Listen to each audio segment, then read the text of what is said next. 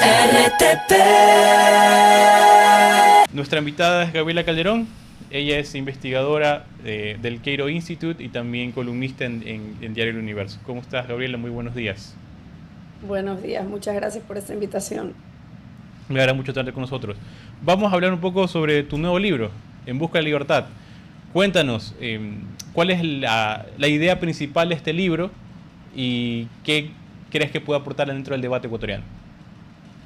Muchas gracias por la invitación. De hecho, yo creo que el tema de las constituciones se toca mucho en varios capítulos del libro.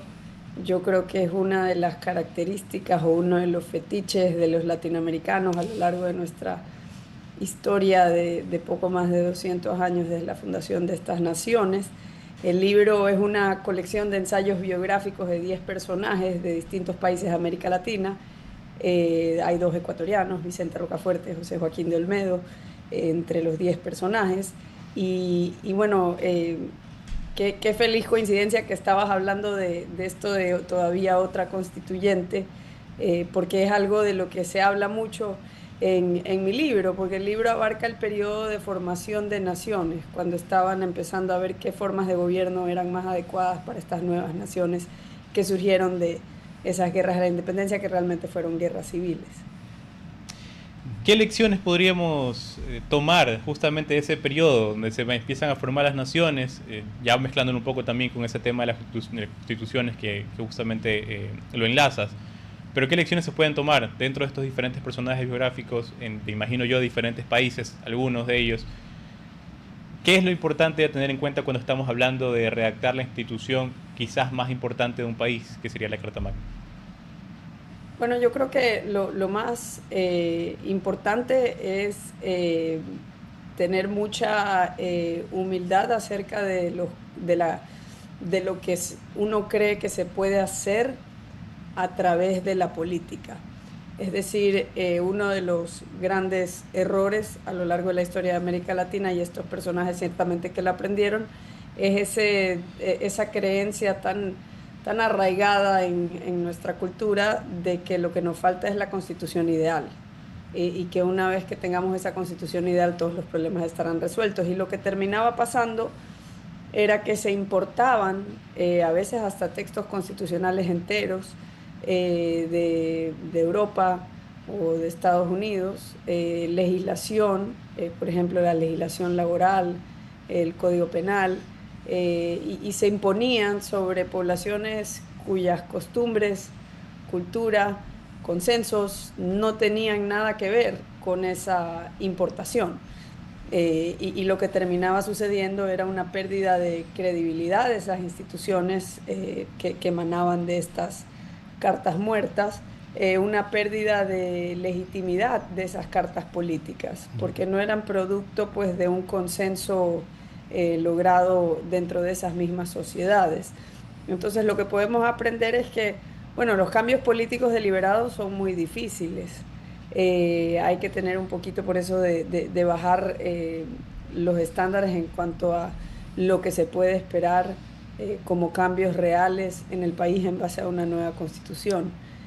Otra cosa que podemos aprender es que en América Latina las constituciones muchas veces han sido el reflejo del poder, más no un límite al poder, como dice el abogado peruano Enrique Gersi. Ese es el problema con nuestras constituciones, por eso como que suelen cambiar con la rapidez que cambian los vientos políticos. Así es, Gabriela, muchas gracias. Entonces, me quedo con 3 ideas. Esta Les idea... enseño por si acaso el libro para que lo reconozcan. Fantástico. Y ya está disponible en nuestras librerías, supongo. Sí, está disponible en Mr. Books, en Librería Española, en Librimundi. Está también a la venta en línea, en Apple Books, en Amazon y también en buscalibre.com. Genial. Me quedo con 3 ideas. Esta idea de que hablabas en tiempo pasado. Hablabas en tiempo pasado de que estos personajes a los que haces el recorrido biográfico aprendieron. Pero ¿lo aprendieron ellos? ¿Lo aprendimos como sociedad? ¿Qué pasó? Porque todo lo que nos decías en este momento, ubicado en el sector de consolidación de nuestras naciones latinoamericanas me sonaba a tiempo presente.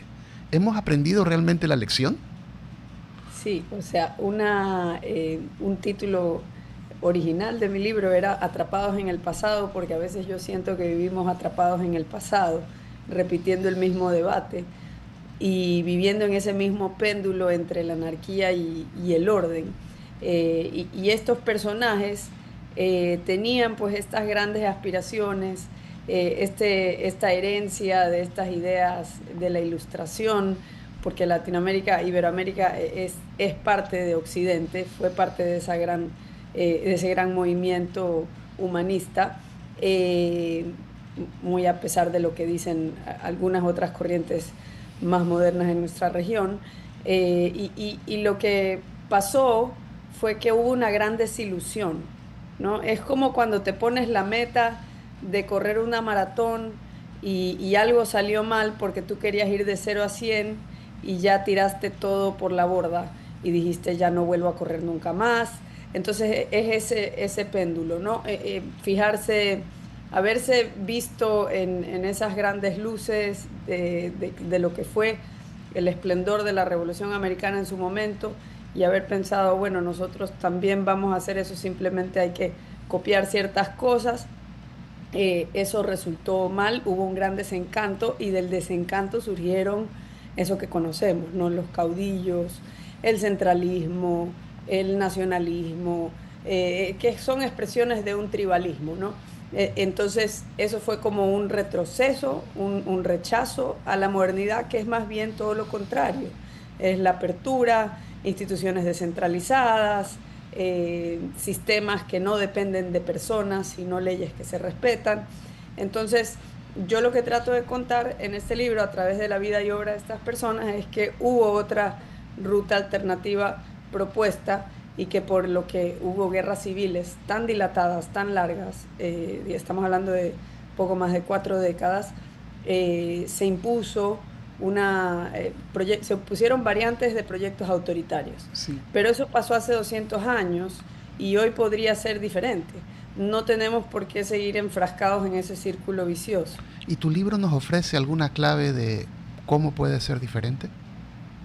Claro, o sea, muchos de los debates que ellos tenían los seguimos teniendo hoy. Entonces, por ejemplo, cada capítulo no solo trata de distintos personajes, sino que cada uno tenía fijación en distintos temas. En el caso de José María Luis Mora, un mexicano, él tenía fijación en el espíritu, lo que él llamaba el espíritu del monopolio. Él hablaba en contra del monopolio de la educación, que en ese entonces estaba en manos de la Iglesia Católica. Hoy en día me parece que tenemos un monopolio de la educación en manos del Estado. Y los mismos argumentos que él decía que servían, digamos, los mismos argumentos que él utilizaba contra ese monopolio de la educación sirven hoy para hablar en contra del monopolio de la educación en manos de los políticos. También hay otros debates, sobre todo en temas constitucionales. Por ejemplo, Lorenzo Zavala decía que cuando él estuvo en las cataratas del Niágara era como ver, cada que caían con tanta fuerza el agua, era como ver una sucesión de revoluciones como las que había tenido México en tan poco tiempo. Y en el caso de Ecuador, uno de los problemas iniciales de Ecuador es que en un lapso de creo que 10 o 15 años tuvimos 3 constituciones y todavía seguimos debatiendo, o entre historiadores se discute cuál es la verdadera fecha de fundación del Ecuador actual, porque no, digamos, ni siquiera en eso hemos logrado tener un consenso. Entonces, digamos, es súper interesante que muchos de estos debates los seguimos teniendo hoy. Por ejemplo, José Joaquín de Olmedo le mandaba a Flores una carta diciendo: está bien que Esmeralda se construya un camino, pero ¿por qué ese camino tiene que salir de las rentas de Guayaquil? Esmeraldas tiene que hacer todo lo que pueda por su bien, incluso si perjudica a Guayaquil, pero que lo haga con sus propios recursos. No se puede exigir a un cantón que gaste sus propios recursos en contra de su voluntad y en contra de su beneficio propio. Esto lo decía José Joaquín de Olmedo hace casi 200 años y es un debate que se sigue teniendo hoy en temas relacionados al centralismo que aflige a nuestro sistema político, por ejemplo. Y sobre el título del libro, En busca de la libertad, ¿hay alguna definición de libertad que estás buscando? ¿Existe la verdadera libertad? Bueno, yo creo que eso está definido como la ausencia de coacción en mi libro, y creo que es una definición la más sencilla y la más ajena de tintes políticos, porque digamos, la otro tipo de definición que suele ser acompañada de libertad para hacer X, Y o Z, esa sí puede estar acompañada de ciertos tintes políticos o sesgos políticos. Pero la libertad de coacción que tenga cada persona para emprender sus proyectos de vida, básicamente esa es la definición de la que parte el libro, y estos personajes pues ellos pensaban que era posible en medio de todas estas guerras, porque lo que también nos enseñan es que se luchaba por esta nación, pero realmente las naciones resultantes de estas guerras no fueron la causa, sino una consecuencia casi accidental. Realmente estas guerras civiles se inician por un fracaso del Imperio Español, la monarquía católica en ese entonces, de gestionar descontentos internos y realizar reformas adecuadas. Muchos de los liberales de esa época se imaginaban como modelo la monarquía constitucional de Inglaterra. Y si miramos hoy el Reino Unido, sigue siendo una monarquía constitucional, con un gobierno limitado donde los ciudadanos son libres, tienen libertad civil, política, económica. Y ellos pensaban, decían, ¿qué tal si evolucionamos hacia eso? Lo que terminó pasando es que no se dieron esas reformas y dijeron, bueno, tiremos la toalla, ahora sí nos toca independizarnos. Pero en el momento que surge esa alternativa, no estaban listos los consensos para desarrollar esas nuevas instituciones, de una manera que sí lo estaban, por ejemplo, en Estados Unidos. En esas 13 colonias habían ciertos consensos mínimos acerca de un gobierno limitado, descentralizado, y entonces surgió este gobierno que fue muy potente. Sí, Gabriela, hablemos de los consensos. Creo que es una palabra clave aquí, incluso en la coyuntura que nos encontramos en Ecuador. ¿Cuáles son, en su opinión, estos consensos necesarios para poder construir un Estado o un país viable? Bueno, yo creo que aquí hay muy pocos consensos, más allá del dólar y la selección nacional de fútbol. No creo que... ¿Y qué consensos necesitamos más allá de eso? Estamos de acuerdo en la selección, creo que antes que el dólar. Más allá de eso, yo creo que debería ser, si vamos a hacer este ejercicio nuevamente, yo no le tengo mucha fe a los procesos constituyentes, como lo he dicho en muchos espacios y desde hace muchísimos años, empezando en el año 2006. Pero ya si nos vamos a meter en esto, yo creo que deberíamos de ponernos de acuerdo o aceptar que somos muy diferentes y que tenemos muy pocos consensos. Y dada esa realidad, hay que pensar en una especie de gobierno muy limitado, porque donde se extralimite va a incomodar a todos aquellos que no están de acuerdo con esa política que se está imponiendo desde el centro. Esto deriva naturalmente para mí en un gobierno central muy limitado, y gobiernos locales con muchas más competencias y atribuciones de recaudación. ¿Y cuál es el nivel de fragmentación de los gobiernos locales? O sea, lo que sucede es que hay muchos problemas que generan conflictos violentos a nivel nacional, como por ejemplo ha sido el caso de los subsidios a los combustibles.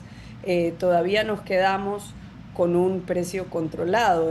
Perdido en el debate de esta semana está que no es que se ha liberado el precio, sigue habiendo un precio oficial fijado por el gobierno, que ahorita da la casualidad que está muy cercano al precio de mercado, pero si luego vuelve en mercados mundiales a dispararse el precio del diésel, puede ser que volvamos a tener un gasto importante en subsidiar ese combustible, porque no sé, dependerá de la voluntad de quien esté en Carondelet. Por eso yo creo que sería más sano curarnos en sano ahorita que hay una brecha escasa entre el precio liberado y el precio subsidiado, de una vez liberarlo totalmente, que ahorita parece una cuestión semántica, pero no, hay un precio oficial fijado.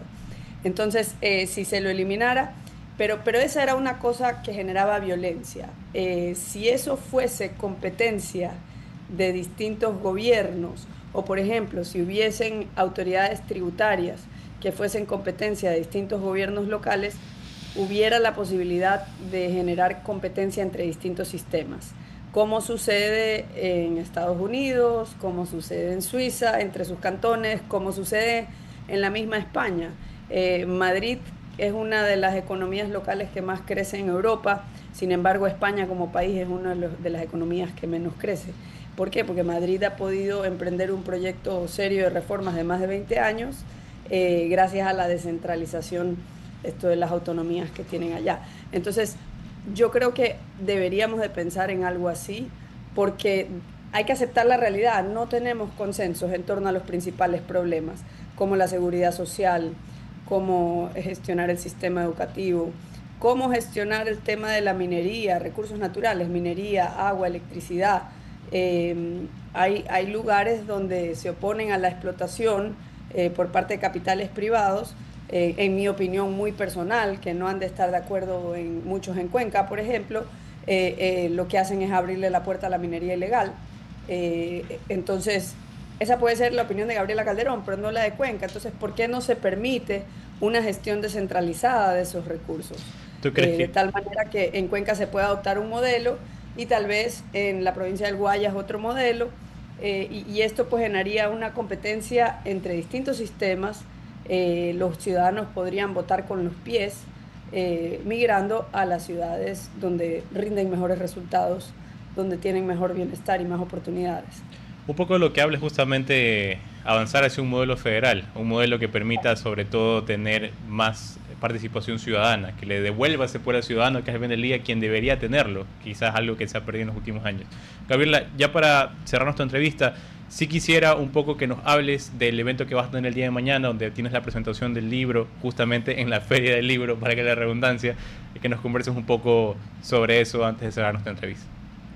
Sí, muchas gracias. Mañana estaremos con Dora de Ampuero, fundadora del Instituto Ecuatoriano de Economía Política. Ella me va a ayudar a presentar el libro en la Feria del Libro de Guayaquil, en el Salón Medardo Ángel Silva del Centro de Convenciones. Esto va a ser a las 6 de la tarde. Espero que nos puedan acompañar y les agradezco mucho por esta entrevista. RTP